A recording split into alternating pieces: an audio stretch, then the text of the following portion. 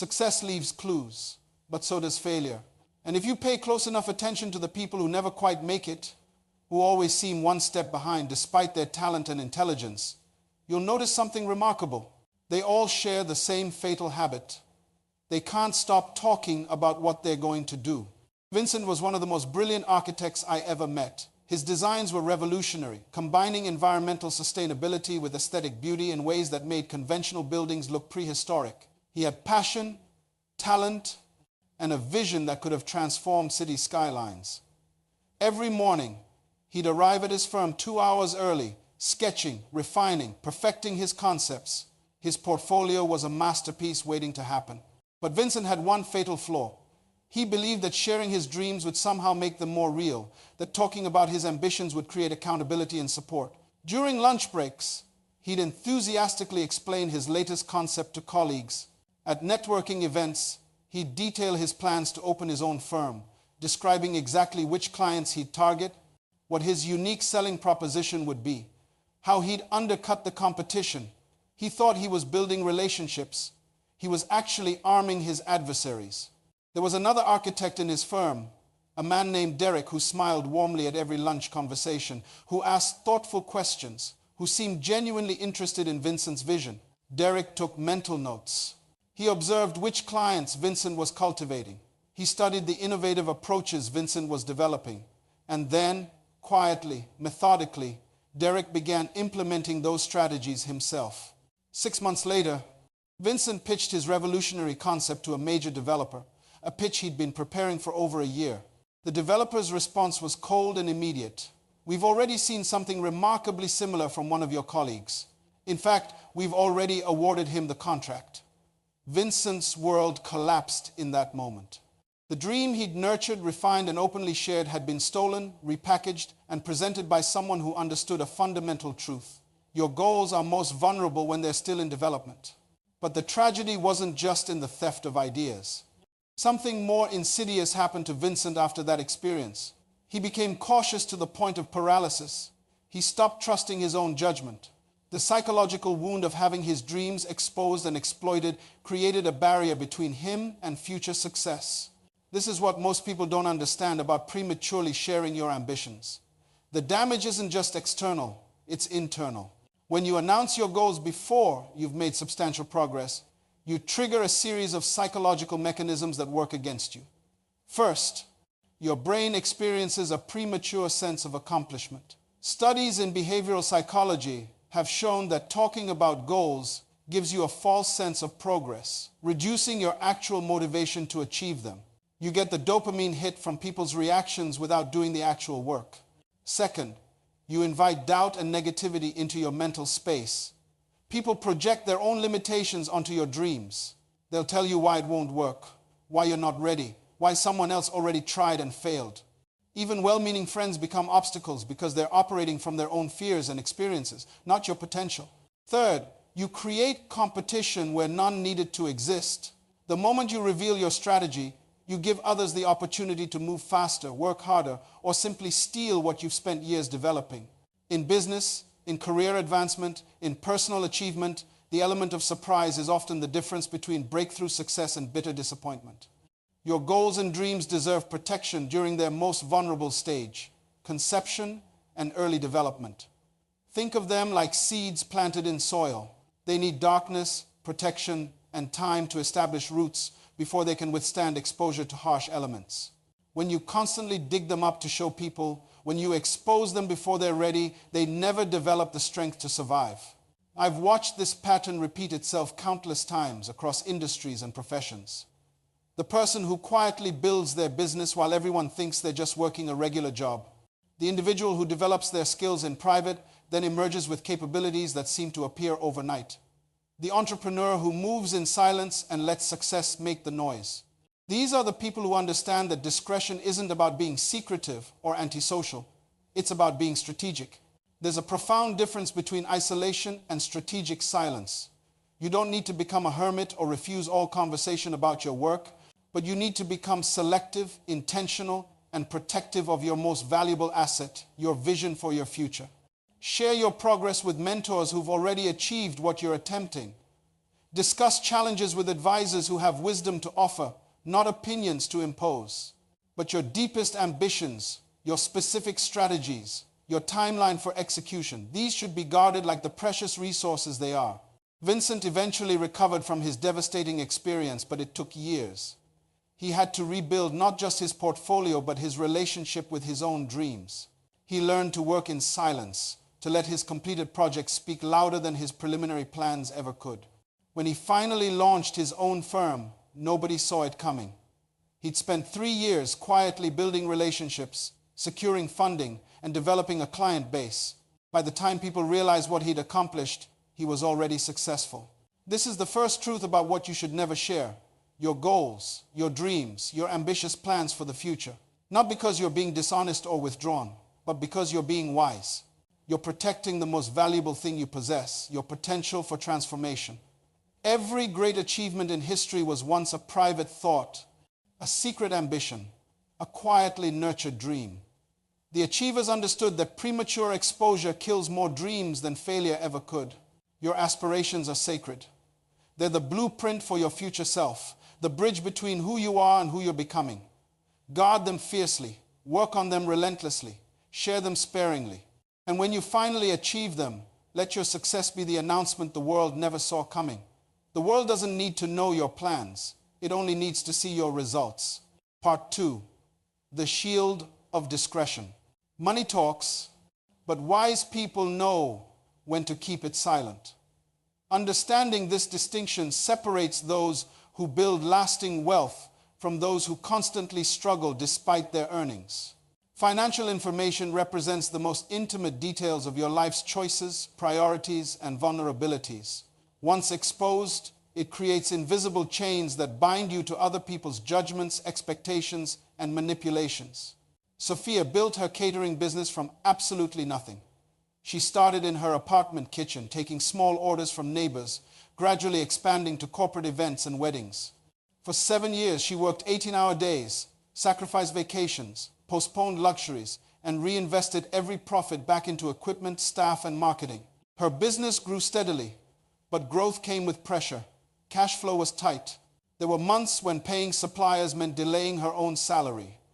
She was building something substantial, but the foundation wasn't yet solid. During this challenging period, Sophia made a decision that would haunt her for years. She confided in Rachel, her closest friend since college, about her financial situation. She explained the cash flow problems, the outstanding loans, the delayed payments from clients. She thought she was simply sharing her burden with someone who cared. Rachel listened with apparent sympathy, asking detailed questions about revenue, expenses, and profit margins.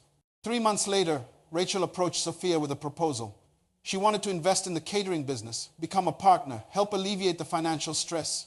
The offer seemed generous, almost providential, but the terms Rachel proposed were heavily weighted in her favor. She wanted 40% equity for an investment that, given the company's actual valuation, should have earned her less than 20%. She knew exactly how desperate Sophia felt because Sophia had painted a detailed picture of that desperation. Sophia refused the offer, but the damage was permanent. Rachel now viewed her friend not as an equal, but as someone struggling, someone beneath her financially. Every conversation afterward carried undertones of condescension. When Sophia eventually succeeded and expanded to multiple locations, Rachel couldn't genuinely celebrate because she'd anchored her perception to those moments of vulnerability. The friendship dissolved, killed not by malice, but by misplaced transparency. This scenario plays out daily in offices, families, and social circles everywhere. Someone shares their salary, their debt, their investment losses, their unexpected windfall, and immediately the relationship transforms. People who earned less suddenly feel resentful or inadequate. Those who have more become either condescending or suspicious of requests for loans. The intimacy you thought you were creating through honesty becomes the wedge that drives people apart. Financial disclosure creates power imbalances that poison even the strongest relationships. When colleagues know your salary, they either envy your success or pity your limitations. When family members understand your wealth, they begin creating expectations and entitlements. When friends learn about your struggles, they file that information away, consciously or unconsciously, to be retrieved when advantageous. The psychology behind this is straightforward but profound. Human beings are comparative creatures. We measure our progress, our worth, our success against others. When you remove the mystery around your finances, you become a measuring stick for everyone around you. Some will feel superior. Others will feel diminished. Nobody will see you the same way again. But there's another element to sharing that destroys potential before it's realized. Broadcasting your past mistakes and failures. Everyone encounters setbacks. Every successful person has a history of errors, bad decisions, and spectacular failures. These experiences shape character, teach invaluable lessons, and build resilience. But they should not become your public narrative. Nathan learned this truth the hard way. As a rising executive in a pharmaceutical company, he'd overcome significant obstacles. In his 20s, he'd made poor financial decisions that led to bankruptcy. He'd trusted the wrong business partners. He'd invested in ventures that collapsed. But he'd learned, adjusted, and rebuilt his life with remarkable discipline. By his mid-30s, he was financially stable and professionally respected. During a company retreat designed to build team cohesion, the leadership facilitator encouraged vulnerability and authentic sharing. Nathan, believing this was an opportunity to inspire others with his comeback story, shared details about his bankruptcy, his failed investments, his period of financial ruin. He thought he was demonstrating resilience. His colleagues heard something entirely different: risk, poor judgment, instability. 6 months later, when a major promotion became available, Nathan was inexplicably passed over despite being the obvious choice. He eventually learned through a trusted mentor that senior leadership had concerns about his judgment and financial acumen, citing his own disclosed history as evidence. The very vulnerability he'd offered as proof of growth became the weapon used to limit his advancement. Your past does not need to be hidden in shame, but neither does it need to be advertised as entertainment or inspiration. The mistakes you've made belong to you. They're private teachers, personal guides that shaped who you've become. When you broadcast them, you allow others to define you by your worst moments rather than your current capabilities. People claim they admire transparency and authenticity, but psychological research reveals a different reality. Humans are hardwired to remember negative information more vividly than positive details. It's a survival mechanism called negativity bias. When you share your failures, that information becomes the dominant memory others hold about you. Your subsequent successes will always be filtered through the lens of your disclosed mistakes. This doesn't mean living dishonestly or pretending perfection. It means understanding that discretion about your struggles protects your future opportunities. When someone asks about your background, you don't need to lie, but you also don't need to volunteer every humiliation, every setback, every moment of weakness. Your journey is yours. The lessons are yours. The scars are yours. They don't require public exhibition. Sophia eventually understood what her financial disclosure had cost her. She rebuilt boundaries around her business information, sharing numbers only with her accountant, her lawyer, and her business banker. She stopped justifying her prices, explaining her margins, or discussing her revenue. Her business decisions became hers alone, free from the input of people whose only qualification was knowing too much about her finances. Nathan took longer to recover from his mistake, but he too learned the value of strategic privacy. In subsequent positions, when asked about his background, he focused on achievements rather than obstacles overcome. He discussed his current expertise rather than his historical ignorance. He presented himself as the professional he'd become, not the struggling person he'd once been. The principle applies universally. Your financial reality and your past failures are nobody's business unless sharing that information serves your strategic interests. Not your parents, unless they're actively involved in your financial planning. Not your siblings, unless you're in a business partnership requiring transparency. Not your friends, regardless of how close you feel. Not your colleagues, no matter how casual the conversation seems. This isn't about arrogance or secrecy. It's about protection. Your financial information and your historical mistakes are vulnerabilities that people will exploit, consciously or unconsciously, when circumstances align. Guard these aspects of your life with the same intensity you'd guard your home security code or your computer passwords. They're access points to your dignity, your opportunities, and your peace of mind. Those who master this principle create an invisible shield around themselves. They move through the world unburdened by others' judgments about their bank accounts or their past decisions. They build relationships based on present character rather than historical stumbles or current account balances. They protect their future by refusing to let their past or their finances become public property. This is wisdom. This is strength. This is the foundation of enduring success. The measure of your character isn't found in how you treat strangers or colleagues. It's revealed in how you protect the people who share your bloodline, your history, and your most private struggles. Loyalty begins at home, and those who violate this principle discover that betraying family trust carries consequences that echo through every other area of their lives. Nathan was exceptional at his job. As a corporate executive at a multinational technology firm, he'd climbed the ranks through a combination of strategic thinking, relentless work ethic, and natural leadership ability. His performance reviews were outstanding. His team respected him. Senior management saw him as future C-suite material. Everything pointed toward continued ascent until a casual conversation at a company dinner changed the trajectory of his entire career. The dinner was informal, designed to help executives bond outside the office environment. Wine flowed freely, conversations became relaxed, and people shared stories they wouldn't normally discuss in conference rooms. Someone mentioned family challenges, and Nathan, feeling comfortable in the moment, mentioned his younger brother's struggle with addiction.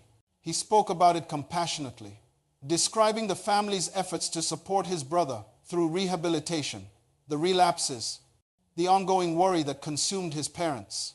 He thought he was being human, relatable, authentic. What he didn't realize was that he'd just handed his competitors ammunition they would eventually use against him. Months passed without incident. Then came the opportunity Nathan had been working toward for years: Senior Vice President of Operations, a position that would place him in the executive leadership circle. The role required board approval, a formality given his track record. But during the vetting process, questions emerged. Board members expressed concerns about his judgment and potential distractions.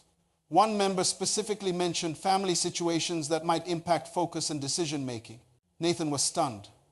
His brother's addiction, shared in confidence among colleagues, had been repackaged as evidence of poor judgment and divided attention. Someone had used his family's private pain as a weapon against his professional advancement. The position went to another candidate. The explanation was vague, diplomatic, and devastating. But the deeper damage wasn't the lost promotion. It was the fracture in his relationship with his brother. When Nathan's brother learned that his struggle had been discussed in corporate circles, that his most vulnerable moments had become dinner conversation, the betrayal cut deeper than any substance ever had. The trust between them, built over a lifetime, cracked. His brother felt exposed, reduced to an anecdote, transformed from a person into a cautionary tale. This is what happens when you treat family problems as shareable content. You don't just betray the individuals involved. You demonstrate to the world that loyalty has limits, that confidentiality is negotiable, that your inner circle's dignity is worth less than your desire to connect or explain or justify yourself to outsiders. Family struggles are universal. Every household contains difficulties that outsiders never see: financial pressures, health crises, relationship conflicts, behavioral problems, mental health challenges, addiction, legal troubles. These situations test character, reveal resilience, and define who you become through adversity. But they belong exclusively to those experiencing them. The moment you export these problems beyond your immediate circle, you weaponize someone else's vulnerability for your own purposes, regardless of your intentions. The justifications people use for sharing family problems are always the same. They need advice. They need support. They need perspective. They need to vent. They need others to understand why they're stressed or distracted or unavailable. These needs feel legitimate in the moment, but they prioritize your temporary relief over lasting loyalty. Here's the reality. Very few people can actually help with your family problems. Most will simply absorb the information, form judgments, and file it away for future reference. They'll view your family members through the lens of their worst moments. They'll see dysfunction where there's actually human complexity. They'll reduce your loved ones to their struggles rather than recognizing their full humanity. And once that information is out, you cannot retrieve it. You cannot unsay what you've shared. You cannot erase the impression you've created. Your brother will always be the one with the addiction problem to people who've never met him. Your sister will always be the one going through the divorce to colleagues who know nothing else about her. Your parents will always be struggling financially to friends who've heard you complain about supporting them. This violation of family privacy doesn't just damage relationships within your household, it damages your reputation in ways you may not immediately recognize. People who witness you discussing family problems begin to question your trustworthiness in all areas. If you'll share your brother's addiction, what will you share about your business partners? If you'll discuss your parents' financial struggles, what will you reveal about your company's confidential information? If you'll expose your spouse's personal challenges, what boundaries do you actually respect? Professional environments value discretion more than almost any other quality. Companies promote people they can trust with sensitive information. Clients work with professionals who demonstrate confidentiality. Investors back entrepreneurs who know when to stay silent. Every time you demonstrate poor judgment about family privacy, you're signaling poor judgment about all forms of confidential information. But there's another category of information that requires equal protection: your acts of generosity and charitable deeds. This seems counterintuitive in a culture obsessed with broadcasting every positive action on social media. Yet the principle remains true. Genuine character operates in silence, seeking no recognition, requiring no audience. When you help someone financially and then mention it to others, you transform generosity into performance. When you volunteer your time and then post about it online, you convert service into self-promotion. When you support a cause and then ensure everyone knows about your contribution, you change charity into currency for reputation. Nathan eventually learned this lesson through watching his own behavior. After the damage caused by discussing his brother's struggles, he became more conscious of what he shared about all aspects of his personal life. He noticed how often he'd mentioned helping colleagues with projects, assisting friends with connections, supporting charitable causes. He'd thought he was simply sharing his life, but he recognized a pattern. He was collecting credit, building a public image of generosity that undermined the authentic nature of the acts themselves. True generosity asks nothing in return, not even recognition. When you genuinely help someone, the act itself is complete. It needs no announcement, no witnesses, no applause. The moment you add an audience, you're no longer serving the person you're helping. You're serving your image, your reputation, your need for validation. This doesn't mean hiding every positive action or refusing to inspire others through example. It means examining your motivations. Are you sharing your good deeds to genuinely encourage others towards similar action? Or are you collecting social capital, building a reputation, ensuring people know how generous you are? The honest answer to that question reveals your true character. People who move through life performing quiet acts of service, helping without fanfare, giving without announcement. These individuals build a different kind of reputation. Others notice their character through observation rather than advertisement. Their integrity doesn't require press releases because it's evident in how they consistently show up for people when no cameras are watching. Nathan rebuilt his career, but more importantly, he rebuilt his relationship with his brother. It took years of demonstrating through action, not words, that loyalty was now his highest value. He stopped discussing family matters with anyone outside the immediate household. He became the fortress around his family's privacy, the guardian of their dignity, the protector of their struggles and triumphs alike. His professional reputation recovered as well, though in unexpected ways. As he demonstrated discretion about his personal life, colleagues and superiors began trusting him with increasingly sensitive information. He became the person leadership confided in precisely because he'd proven he could keep confidences. The career advancement he'd lost by violating family privacy eventually came to him because he'd learned to honor it. This is the foundation of lasting success. Understanding that loyalty to family and discretion about good deeds aren't optional character traits. They're essential elements of integrity that ripple through every other area of your existence. Protect your family's privacy as fiercely as you'd protect your own life. Perform your generous acts in silence, seeking no credit, requiring no acknowledgement. These practices don't make you secretive, they make you trustworthy. They don't make you hidden, they make you honorable. And in a world where most people broadcast everything, your discretion becomes your distinction. Victory belongs to those who move in silence. While the masses announce intentions, broadcast plans, and seek validation for ideas still in their infancy. The truly successful operate under a different philosophy entirely. They understand that your next move is your most powerful asset, and revealing it prematurely is the fastest way to ensure it never materializes. Isabella understood this from the beginning. Working as a mid-level marketing manager at a consumer goods company, she watched her colleagues constantly announce their career ambitions. They told everyone about applying for promotions, pursuing new opportunities, planning lateral moves to different departments. They believed transparency would somehow create accountability or support. Instead, it created obstacles. Isabella saw a different path. While working her regular job, she quietly enrolled in evening courses for data analytics and artificial intelligence. She didn't mention it during lunch conversations. She didn't post about it on social media. She didn't seek encouragement or validation from co-workers. She simply did the work night after night, acquiring skills that would soon become invaluable in the marketplace. Simultaneously, she began building relationships with entrepreneurs in the technology sector. She attended industry conferences, not to network loudly, but to observe quietly. She reached out to founders not to pitch ideas, but to learn about their challenges. She identified a massive gap in how consumer brands were utilizing predictive analytics for inventory management. While others in her company were still debating the relevance of artificial intelligence, Isabella was positioning herself at the intersection of traditional marketing and emerging technology. 18 months passed. To her colleagues, Isabella was simply doing her job, perhaps a bit more quietly than before. They had no idea she was building an entirely different future. She secured her first consulting client through a connection she'd cultivated at a conference, then a second, then a third. She structured these projects around her work schedule, delivering exceptional results that led to referrals.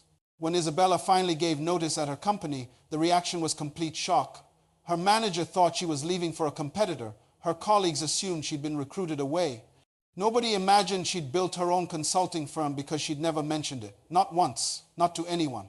Within 6 months, her consulting practice was generating more revenue than her previous salary. Within a year, she'd hired her first 2 employees. Within 18 months, she was working with Fortune 500 companies on projects that her former employer couldn't even conceptualize. She'd accomplished what dozens of her colleagues talked about doing but never achieved because they confused announcement with action. This is the ultimate distinction between those who succeed and those who merely dream about success. The dreamers need an audience. They require validation, encouragement, and acknowledgement for every small step. The achievers need only their own commitment. They work in obscurity, building foundations while others build social media posts. They create substance while others create noise. Your strategic plans, your next career move, your business ideas, your investment strategies, these represent the bridge between your current reality and your desired future. Every time you share these plans before execution, you introduce variables that work against you. Competitors gain intelligence. Doubters plant seeds of uncertainty. Well-meaning advisors impose their limitations on your possibilities. Even supporters can inadvertently sabotage you by creating premature expectations you're not yet ready to meet. The most dangerous aspect of revealing your next move isn't external opposition, it's internal pressure. Once you've announced intentions publicly, you create psychological constraints that limit your flexibility. You become attached to one path because admitting you've changed direction feels like admitting failure. You continue pursuing strategies that aren't working because you've already told everyone about them. Your ego becomes invested in the announcement rather than the outcome. Isabella's success came partly from her strategy, but mostly from her silence. When market conditions shifted, she adjusted her business model without having to explain changes to people who'd heard her original plan. When certain approaches didn't work, she pivoted without the weight of public expectations. When opportunities emerged that differed from her initial vision, she seized them without worrying about consistency with what she'd previously announced. This flexibility, this freedom to adapt and evolve without audience commentary, is the hidden advantage of strategic silence. You maintain complete control over your direction because you haven't surrendered that control to the court of public opinion. Consider what you're actually accomplishing when you announce plans prematurely. You're seeking emotional rewards for work you haven't yet done. You're substituting the difficult process of achievement with the easy gratification of attention. You're training your brain to value announcement over accomplishment. This is why so many people become perpetual planners but never become achievers. The announcement satisfies their need for recognition, eliminating the motivation to do the actual work. The philosophy isn't complicated. Move in silence. Let success make the noise. Build while others talk about building.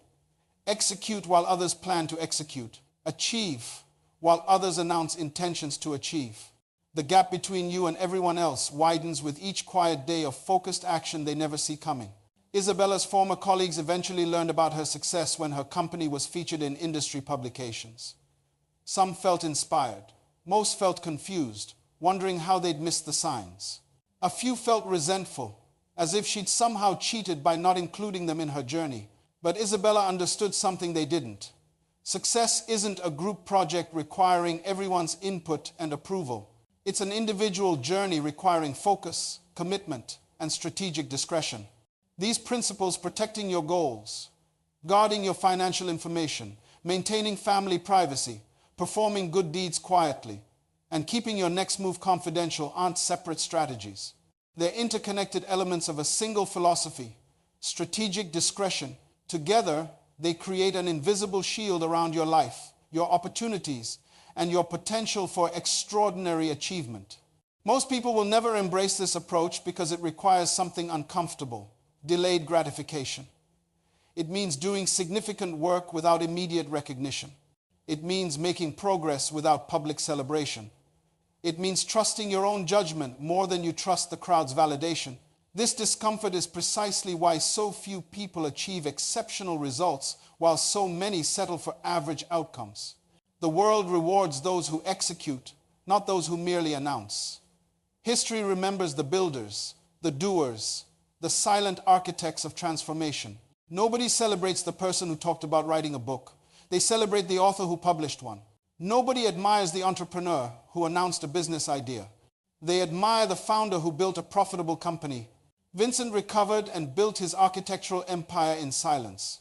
Sophia transformed her catering business into a multi-million-dollar enterprise without financial transparency to those who didn't need to know.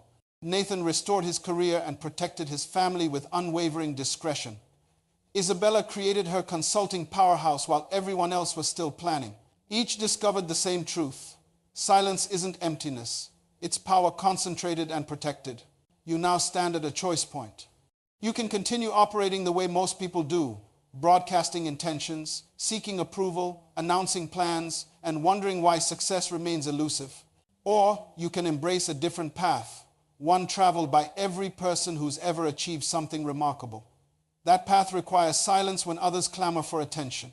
It demands discretion when others demand transparency. It necessitates patient execution when others seek instant gratification. Your dreams deserve protection. Your plans deserve privacy. Your potential deserves the space to develop without premature exposure. Guard these elements as fiercely as you'd guard your life itself, because in many ways they are your life, the invisible architecture of everything you're becoming. Move in silence, build in obscurity, execute with focus, and when success inevitably arrives, let it speak the words you wisely chose never to say.